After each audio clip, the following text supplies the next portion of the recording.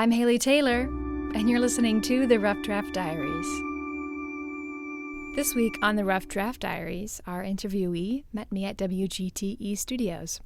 I did initially want to conduct the interview on site at her place of work, but she was a little apprehensive due to the unpredictable environment of her office. My name is Jennifer Hill. I just was recently promoted to a lieutenant. So basically, as a lieutenant, you're the one, when we go on runs, that asks the questions, writes the report, and is basically in charge of what happens on those runs and makes the decisions. Jennifer works for the Toledo Fire Department. She's the lieutenant in charge of Relief B, or B shift. She travels to multiple different stations, looking over different crews of firefighters, and yet she still enters the fires, travels on EMS runs, and implements patient care alongside of those other workers.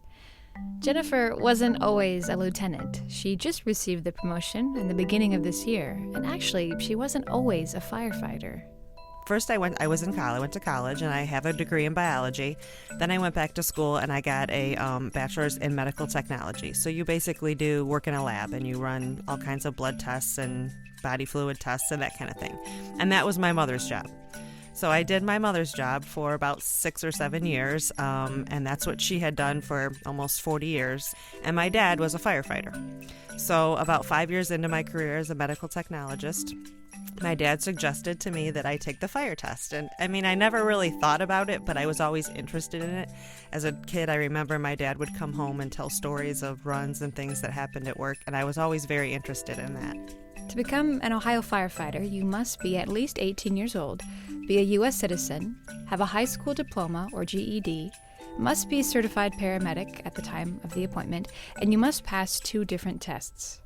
To get on the job, you take like a written exam and you get placed, and then you take a physical agility test, and it simulates things that you would do on a fire ground.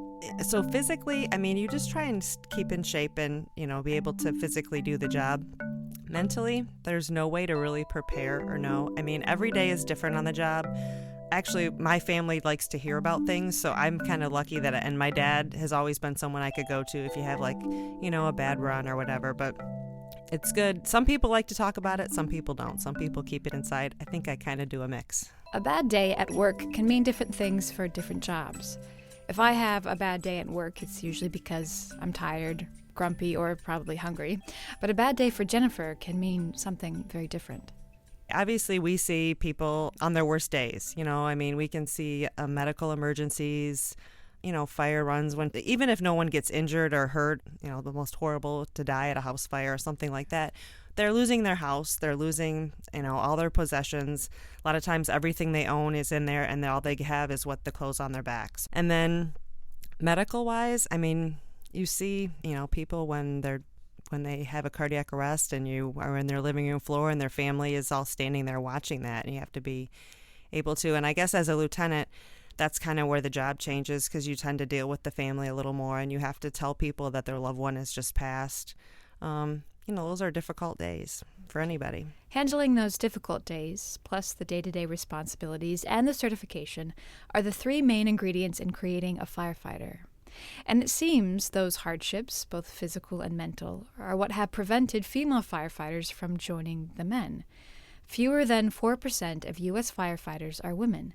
The National Fire Protection Association accumulated the number of female firefighters from the years 2008 to 2012. The annual average was 3.8%, about 11,000 per year. Now, this could simply be because women don't want to be firefighters, but it could also be that women are not encouraged to be firefighters because they're told they can't do the job. It seems this stereotype differs from state to state.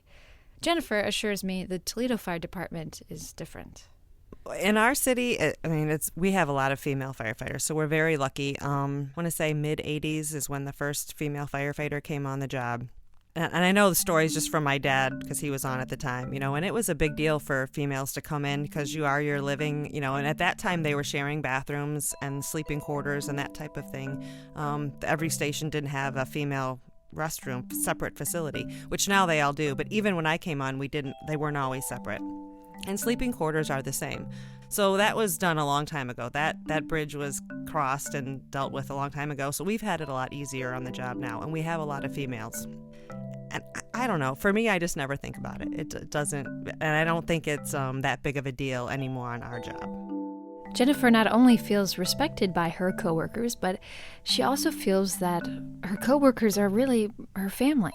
I mean, again, it sounds so cliche, but it's so true because they are your family. And that's, you go to work because you have fun. You enjoy your crew. You plan your meals. A lot of our day is planned around meals. Like in the morning, everybody comes in and everybody puts in a certain amount of money. Every station kind of has a set amount for meals depending on how many people. Somebody decides who's going to cook today, and then you talk about meals and you go to the store. And we do buy our own food every day. I know that's not always known. So we buy our own food every day, and then so a lot of our day goes planning around meals and housework. There's so much more to say about Jennifer and her work, but we're running out of time. So make sure to tune in next week as we'll continue on with a familiar theme here on the Rough Draft Diaries.